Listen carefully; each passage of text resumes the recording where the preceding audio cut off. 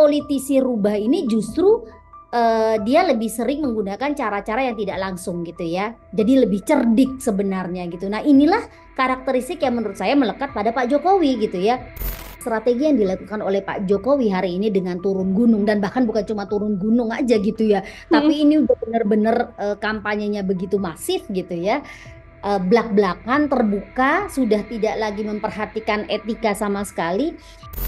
Tetapi menurut saya juga tidak jaminan, ya, tidak jaminan bahwa pasca pemilu misalnya Pak Prabowo itu akan apa namanya patuh gitu ya pada Pak Jokowi. Tribunnews on Fokus Tribuners, hari ini menjumpai Anda bersama dengan saya Nila Irda. Seperti biasa, hari ini kita akan membahas terkait bagaimana Presiden Joko Widodo ini baru saja menunjukkan kedekatannya dengan Paslon 02, Prabowo Subianto dan juga Gibran Rakabuming Raka, dan juga sejumlah partai koalisi dari 02. Hal ini dilakukan juga di tengah isu keberpihakan pada Prabowo Subianto di Pilpres 2024. Apalagi yang terbaru, Tribuners, ini Presiden Jokowi sempat menuturkan bahwa sedianya Presiden ini boleh berpihak asalkan mengambil cuti dan tidak menggunakan fasilitas negara. Lalu bagaimana kemudian dari kacamata pengamat politik terkait sikap dan tindakan yang ditunjukkan oleh Presiden Jokowi pada publik terkait posisinya sebagai presiden? Saya akan membahasnya bersama dengan pengamat politik sekaligus Direktur Eksekutif Puskapol UI. Ada Mbak Huria dalam sambungan Zoom bersama dengan saya. Mbak Ria, terima kasih sudah bergabung. Apa kabar? Sehat ya Mbak Ria? Kabar baik, Mbak Nila. Mudah-mudahan sehat juga ya. Siap, terima kasih banyak menyempatkan waktunya bergabung dalam program Tribun on Focus. Kita akan singgung terkait bagaimana sikap Presiden Joko Widodo belakangan ini juga sempat menjadi sorotan publik, begitu ya Mbak Ria ya. Ini sempat mengatakan Presiden boleh berpihak atau mendukung paslon. Tapi sampai sekarang memang tidak ada deklarasi secara gamblang yang dinyatakan oleh Presiden Joko Widodo. Saya mau minta pengantar terlebih dahulu dari Mbak Ria mengamati sikap Presiden Joko Widodo ini seperti apa, Mbak?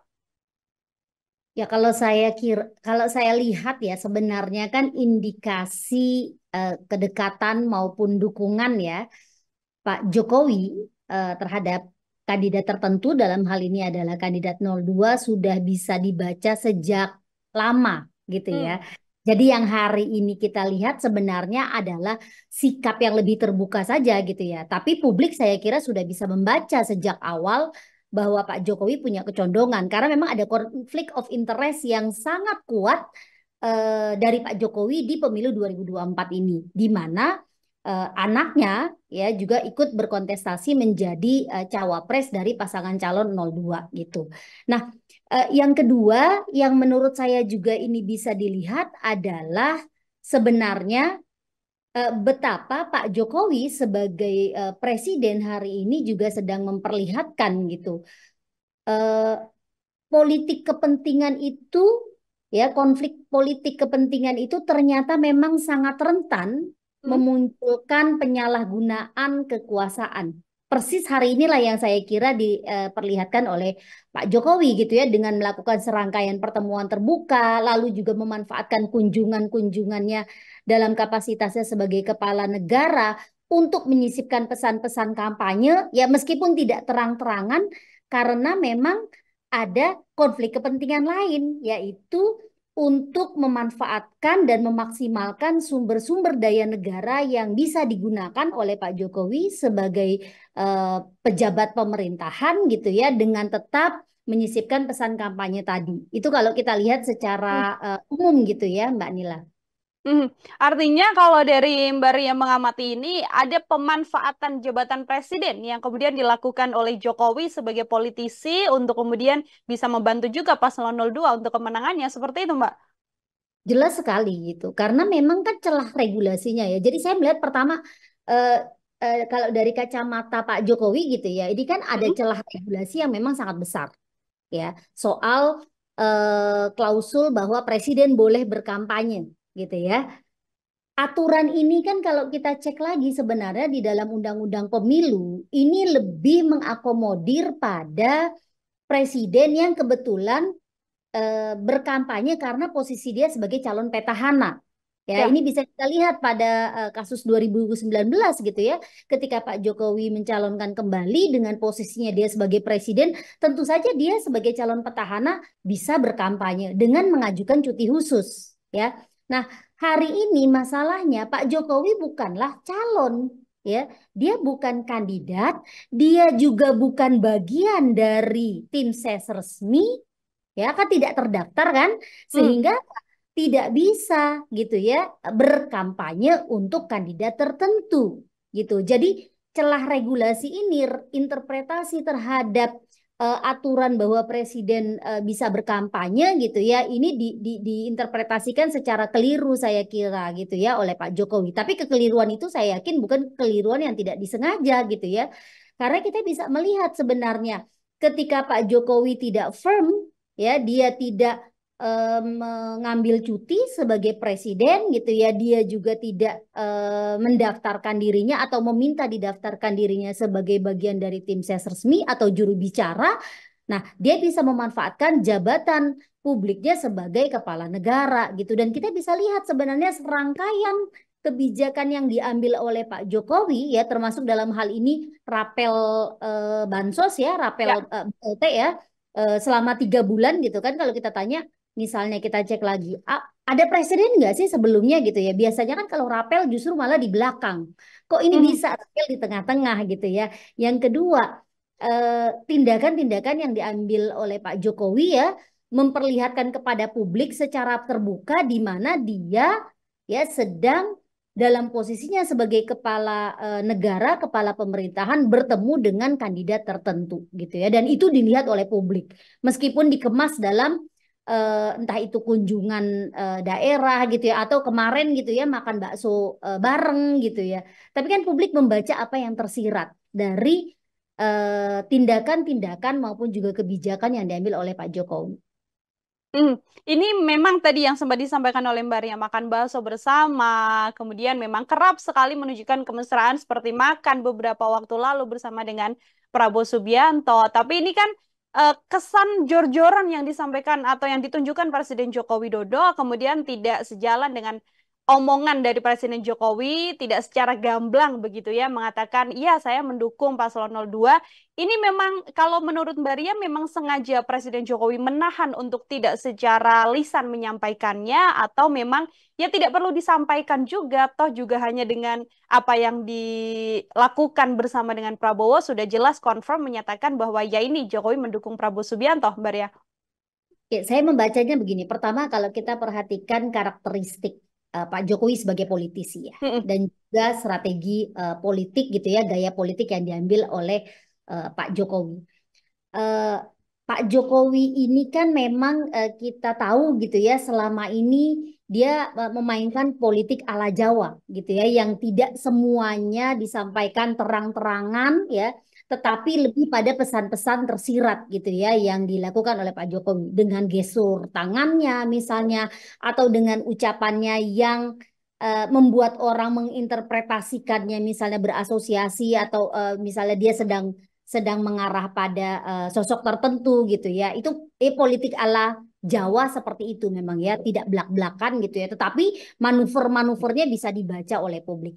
Yang kedua, kalau kita lihat ya di dalam konteks apa namanya ilmu politik ya, Pak Jokowi ini kan tipe politisi yang bisa disebut sebagai fox ya, sebagai rubah. Jadi ada dua tipe politisi kalau kita lihat ya, tipologi elit, tipologi politisi. Yang pertama adalah politisi yang disebut sebagai lions, singa gitu ya. Ini adalah cerminan politisi yang konservatif, yang tampilannya itu ya seperti singa gitu ya. Dia menampilkan keberanian, ada kekuasaan, ada hierarki yang begitu kuat gitu ya kelihatan. Kepemimpinannya juga cenderung hierarkis militeristik gitu ya. Lalu ada tipologi yang kedua yaitu foxes ya, para rubah yang lebih mengandalkan dan mengunggulkan kecerdikan, kelicikan gitu ya. Termasuk juga upaya-upaya melakukan manipulasi atau persuasi gitu. Jadi kalau politisi lain itu memunculkan show of force gitu ya, unjuk Hmm? kekuatannya sebagai pimpinan, sebagai pemimpin, politisi rubah ini justru dia lebih sering menggunakan cara-cara yang tidak langsung gitu ya. Jadi lebih cerdik sebenarnya gitu. Nah, inilah karakteristik yang menurut saya melekat pada Pak Jokowi gitu ya. Dia tidak harus menunjukkan semuanya serba terbuka untuk bilang belak-belakan bahwa saya mendukung paslon tertentu, tapi dari manuver yang dia lakukan ya, bagaimana dia bisa tetap apa namanya memperoleh tujuannya gitu kan ya untuk mempengaruhi pemilih ya, memberikan pesan pada pemilih bahwa dia ada di salah satu kubu, tetapi pada saat yang sama dia juga bisa memanfaatkan beragam resources, beragam fasilitas, beragam program negara untuk ya mengerek sebenarnya kan gitu ya. Tujuannya kan Hmm. kenapa itu dipakai? Itu kan untuk mengerek elektabilitas dan popularitas paslon tertentu dan memberikan pesan kepada masyarakat bahwa kalau paslon ini menang, maka program-program yang diambil oleh Pak Jokowi, apa program-program yang dibuat oleh Pak Jokowi ini akan bisa diteruskan oleh Hmm. paslon tertentu. Jadi pesannya kan sebenarnya seperti itu. Ini kan ya kita bicara istilahnya politik gentong babi gitu ya, bagi-bagi uang. Apalagi kan ini menjelang pemungutan suara sudah sebentar lagi gitu ya, udah kurang dari 20 hari. Sementara popularitas dan elektabilitas paslon 2 ini kan masih ya kurang lebih segitu-gitu aja gitu ya, naik Ya. tapi naiknya nggak begitu signifikan. Sehingga perlu ada apa ya? Perlu ada upaya yang lebih keras yang dilakukan oleh Pak Jokowi kalau dia ingin memastikan paslon tersebut menang. Dan hari Hmm. ini itulah yang coba dilakukan oleh Pak Jokowi dengan menggelontorkan dana negara ya melalui program BLT yang dirapel itu dengan membuat kunjungan-kunjungan gitu ya dan memastikan bahwa dia berada pada apa dia berada bersama-sama dengan salah satu paslon yang dia dukung gitu ya. Harapannya adalah publik bisa mengasosiasikan gitu. Jokowi ada di kubu 02, maka pilihlah 02. Kira-kira Hmm. seperti itu. Oke, bentuk Presiden Jokowi kemudian turun gunung juga ya, Mbak Ria ya, bisa saya sampaikan seperti itu. Ini artinya apakah juga bisa dibaca selain memang tadi Presiden Jokowi punya PR bagaimana program-programnya selama 10 tahun kepemimpinan ini akan dilanjutkan. Ini juga bisa menjadi upaya bagaimana memang yang belakangan ini sering disampaikan oleh 02, koalisi dan sebagainya. Untuk kemudian Prabowo Gibran ini bisa menang satu putaran, Mbak. Iya, justru saya melihat ya strategi yang dilakukan oleh Pak Jokowi hari ini dengan turun gunung dan bahkan bukan cuma turun gunung aja gitu ya, tapi Hmm. ini udah benar-benar kampanyenya begitu masif gitu ya, belak-belakan terbuka, sudah tidak lagi memperhatikan etika sama sekali. Ini kan eh, justru karena ada kekhawatiran ya target untuk memenangkan pemilu dalam waktu satu putaran itu nampaknya semakin jauh gitu ya karena Hmm. pada saat yang sama dua kandidat lain ini juga popularitasnya semakin meningkat gitu ya. Itu sebabnya Pak Jokowi memang merasa harus turun gunung. Kita bandingkan saja misalnya Mbak dengan 2019 ya. Di Hmm. 2019 Jokowi itu kan sebagai calon petahana dia punya approval rate yang sangat tinggi. Sehingga siapapun orang yang dia pilih sebagai wakilnya ya meskipun tidak populer sekalipun Pak Ma'ruf Amin kan bisa dibilang figur yang tidak populer gitu ya karena dia tersangkut kasus Ahok ya soal Ya. penodaan agama itu. Tetapi itu ternyata bisa dengan mudah memenangkan pemilu karena approval rate-nya sangat tinggi gitu ya. Kesempatan dia untuk menang itu begitu tinggi sampai-sampai ada joke gitu ya yang bilang bahwa ya Pak Jokowi disandingkan dengan siapapun udah pasti menang kok. Nah, hari ini kan situasinya tidak sama dengan 2019. Ya, Prabowo yang disandingkan dengan Gibran itu ternyata tidak punya popularitas dan elektabilitas yang setinggi Jokowi pada saat 2019. Meskipun mereka sudah gencar gitu ya, awal-awal kan memang luar biasa sekali tuh. Misalnya karena kampanye TikTok ya, lewat TikTok itu luar biasa popularitasnya meningkat.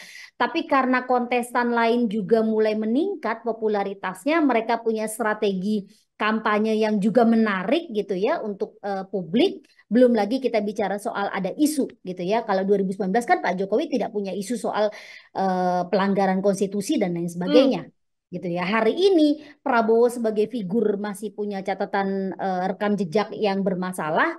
Gibran pun memulai proses pencalonannya juga secara bermasalah. Sehingga sulit gitu ya untuk setidaknya menyamai saja popularitas dan elektabilitas seperti Pak Jokowi tahun 2019 gitu. Nah, Hmm. itu sebabnya hari ini saya melihat gitu ya, semua sumber daya negara dikerahkan, bahkan bukan cuma bicara program, kita hari ini juga melihat ya, netralitas itu sudah menjadi apa namanya omong kosong saja gitu ya, karena pejabat publik, presiden, menteri itu jelas-jelas ada di salah satu kubu ya, mereka semua berkumpul, mobilisasi ASN, mobilisasi TNI Polri juga terjadi, mobilisasi aparat desa yang dilakukan secara terang-terangan ya, baik itu melalui apa namanya hal-hal yang dianggap ya sifatnya kebijakan, kan menawarkan kebijakan yang tadi saya bilang ya, politisi Foxes itu kan dia Ya. bisa pakai cara-cara yang manipulatif.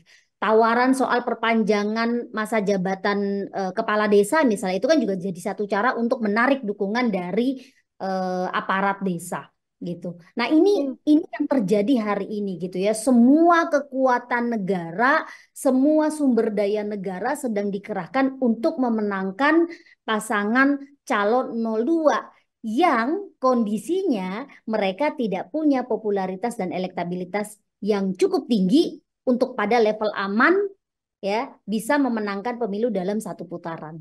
Begitu, Hmm. Mbak. Oke, jadi tidak hanya turun gunung, tapi juga sudah jor-joran tadi Maria menyebutnya. Kalau karena memang sebegitu masif dan juga intensif apapun yang dilakukan oleh Presiden Joko Widodo untuk membantu kemenangan Prabowo Gibran di Pilpres 2024. Mbak, ini kalau kita mengamati kan juga momen yang terakhir terjadi begitu ya, yang ada di Magelang.